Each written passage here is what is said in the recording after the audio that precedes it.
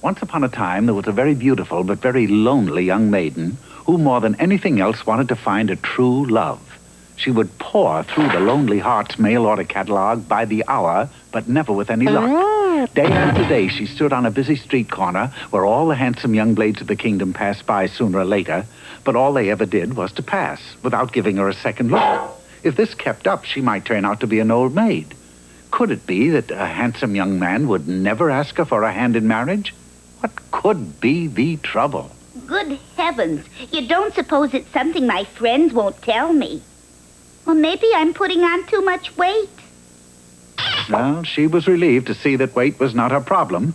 She was still a dainty 165 pounds. Then she noticed her fortune on the back of the weight card, and what she saw set her heart a-twitter, for it said, "A wicked witch will put you to sleep with an evil spell. Then a handsome prince will awaken you with a kiss, and you will live happily ever after." She was overjoyed. Oh, boy, a handsome prince. Just what I've always wanted. Oh, you nice machine. You've made me the happiest beauty in the world. And with that, she dashed off to await the witch. She waited and waited and waited. 2 months later, she was still waiting, and the witch hadn't shown up. That fortune card just can't be wrong. If the witch won't come to me, I'll go to the witch.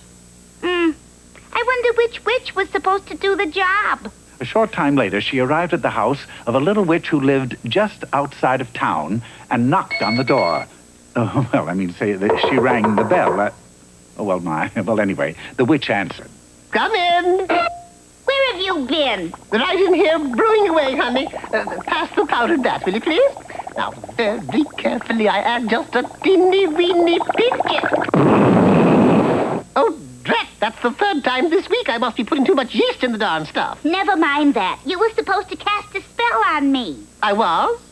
Oh, that's funny. There's nothing in my appointment book about it. What was I supposed to do, honey? Turn you into a toad? No. I got it a camel. No. You were supposed to put me to sleep. Sleep? Oh, say, you must be Beauty. That's right, Frances Beauty. And land sakes, I remember now. The assignment completely slipped my mind.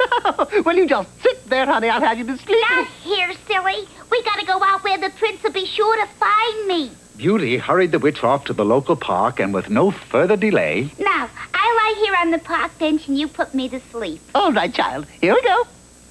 Prickly thorn, Morpheus horn. There, my dear, don't weep. I cast the spell right on your head, and you will sleep, sleep, sleep. You asleep, honey? No. Well, that's funny. I must have forgotten the spell. I'll try again.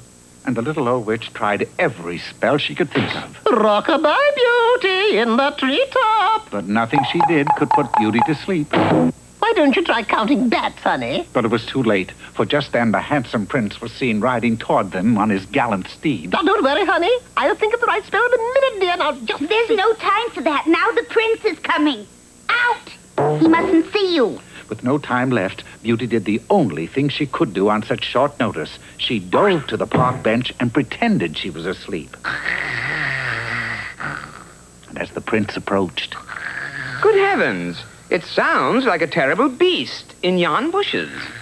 But I'm a brave young prince, so I will go in there and slash him and kill him until he's dead at least. And then I'll... Wait a minute. That isn't a beast, it's a beauty, and she sleeps. You are asleep, aren't you, ma'am? Oh, yes. Oh, I bet an evil witch has cast a spell on her.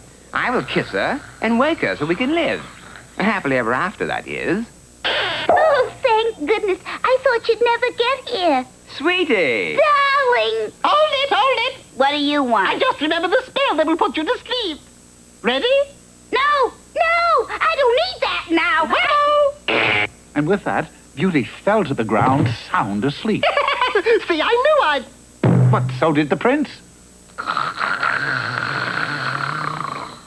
Oops, I goofed. Well, if I'm not a little stinker... Well, they'll both be asleep for 100 years or more, so if you come back then, we'll finish the story for you. Right now, I've got an appointment with a fellow named Rip Van Winkle.